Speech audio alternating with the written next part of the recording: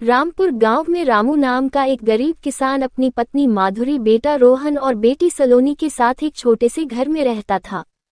रामू बहुत ही मेहनती था। इतनी मेहनत करने के बावजूद भी उसे कभी अच्छा मुनाफा नहीं होता था। वह किसी तरह जैसे तैसे करके अपना परिवार का लालन पालन करता था।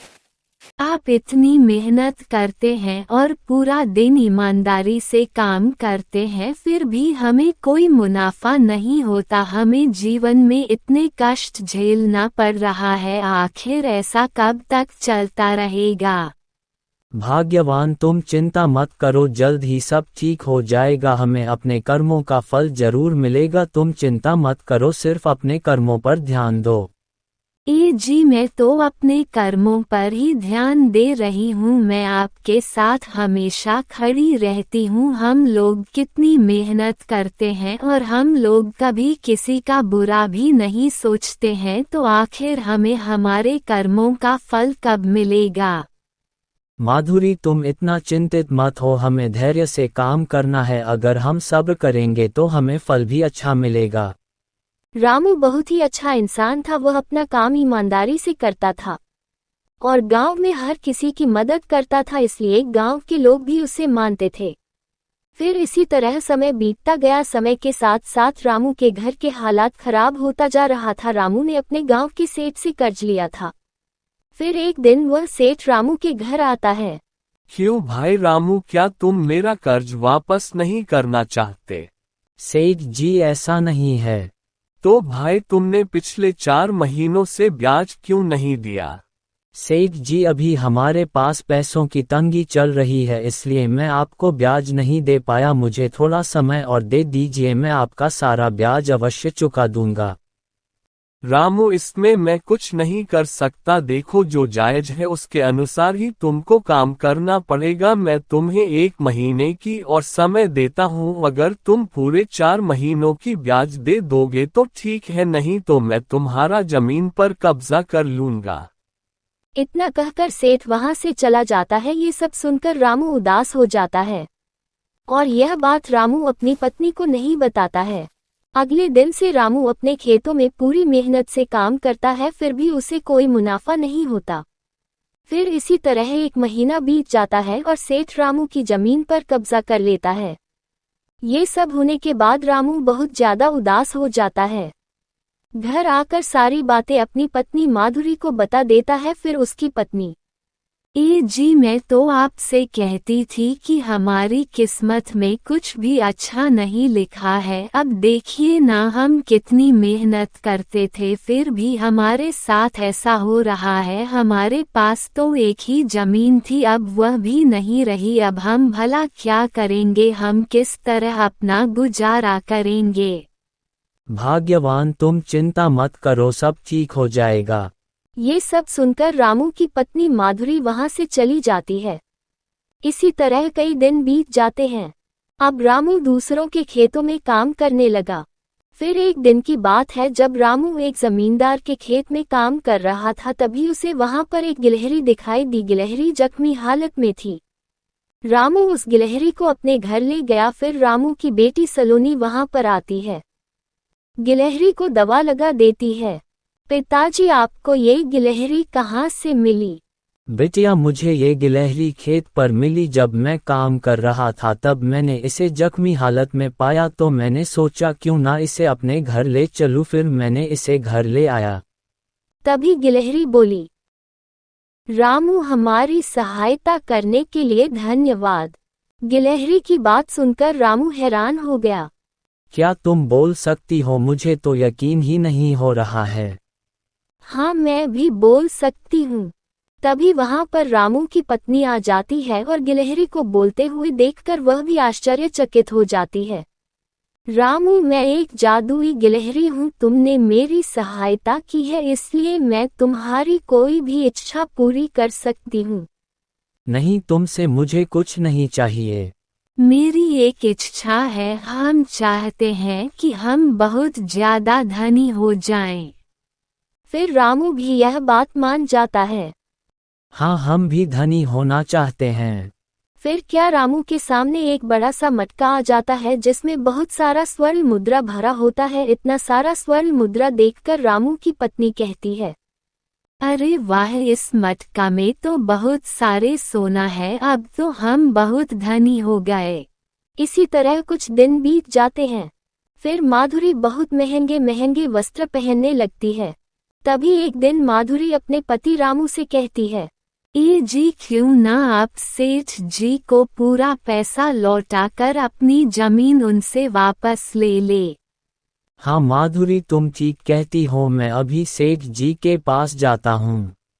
रामू रुपए लेकर सेठ के पास चला जाता है। आओ भाई रामू, कहो कैसे आना हुआ। सेठ जी, मैं अपना कर्ज आपको लौटाने आया हूँ। अच्छा, तो तुम मेरा ब्याज की रकम चुकता करने आए हो, पर भाई जब तक तुम मेरा मूलधन नहीं चुका दोगे तब तक मैं तुम्हारी जमीन वापस नहीं करूंगा। सेठ जी, आप चिंता ना करें, मैं ब्याज के साथ आपका मूलधन भी लौटाने आया हूँ, ये लीजिए अपना पैसा।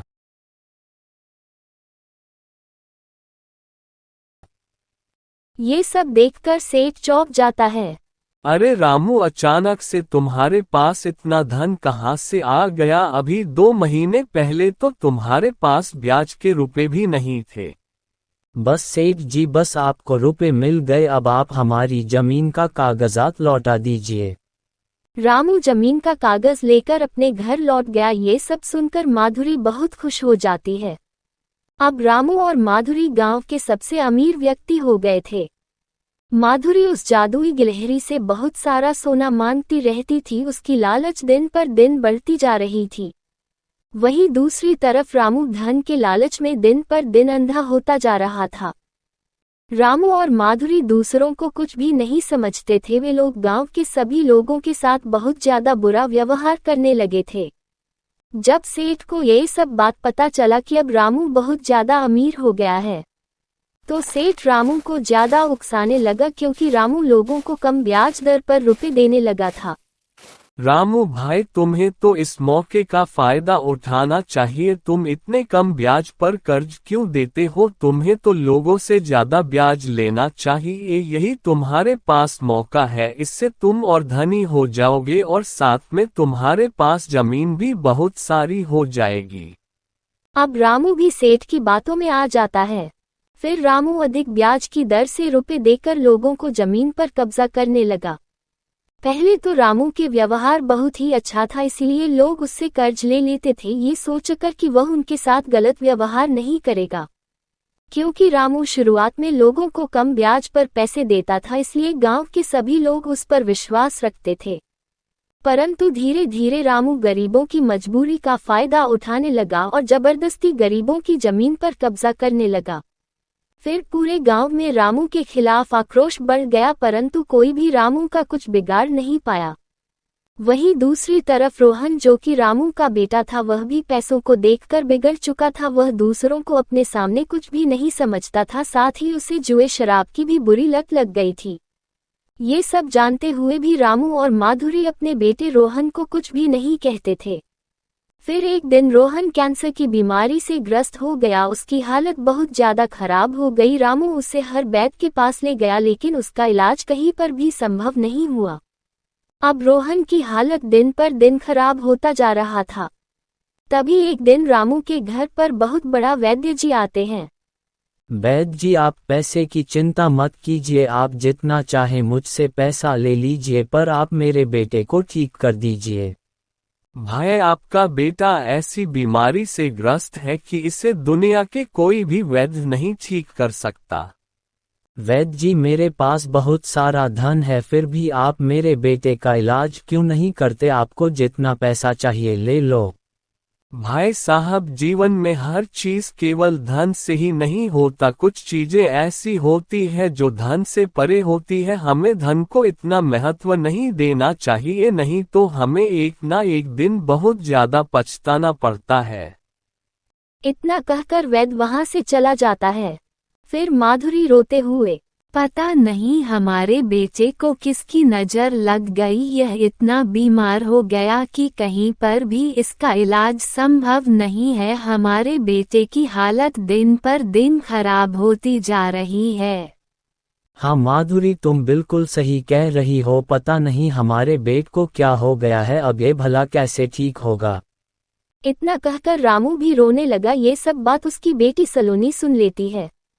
पिताजी, आप लोग भला ये सब अजीब अजीब सी बातें क्यों कर रहे हैं? नहीं बेटा, हम लोग भला अजीब सी बातें क्यों करेंगे।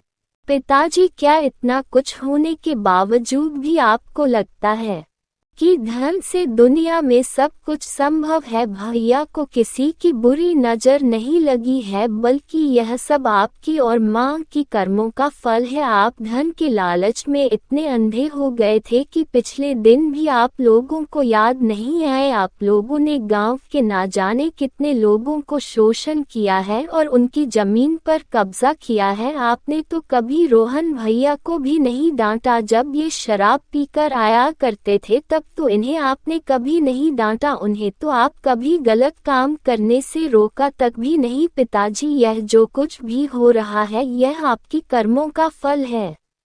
बेटी, तुम बिल्कुल सही कह रही हो, हम धन के लालच में कुछ ज्यादा ही अंधा हो गए थे, जिसके कारण आज हमें यह दिन देखना पड़ रहा है। इसी के कारण हमारे बेटे को भी सजा भुगतनी पड़ रही है। हाँ जी, आप बिल्कुल सही कह रहे हैं, हमने बहुत ही बुरा किया है, हमें ऐसा नहीं करना चाहिए था, हमने गरीबों पर बहुत अत्याचार किया है। तभी माधुरी अपनी पुरानी बीते हुए समय को याद करते हुए कहती है, काश हमारी भी जीवन पहले जैसा हो जाता, हमें अब इतने धन की आवश्यकता नहीं है। जब हमारे साथ हमारा बेटा ही नहीं रहेगा तो हम इस धन का क्या करेंगे। इतना कहकर माधुरी बहुत ज्यादा रोने लगती है। तभी वहां पर जादुई गिलहरी आ जाती है। चलो, कम से कम अब तो तुम्हें अपनी गलती का एहसास हो गया। फिर रामू और माधुरी भी गिलहरी से अपनी गलती का माफी मांगते हैं। रामू, मैं तुम्हारी कोई भी एक आखिरी इच्छा पूरी कर सकती हूँ, बोलो क्या चाहिए तुम्हें? मैं चाहती हूँ कि मेरा परिवार पहले जैसा था, सब कुछ वैसा ही हो जाए। मैं नहीं चाहती कि हमारे पास ज्यादा धन हो। ठीक है, अब बिल्कुल ऐसा ही होगा। इतना कहकर जादुई गिलहरी वहां से चली जाती है। फिर दिन बीत जाता है और शाम हो जाती है। सभी लोग सो जाते हैं। सुबह होते ही सब कुछ पहले जैसा हो जाता है। अब रोहन की तबीयत भी बिल्कुल ठीक हो जाती है।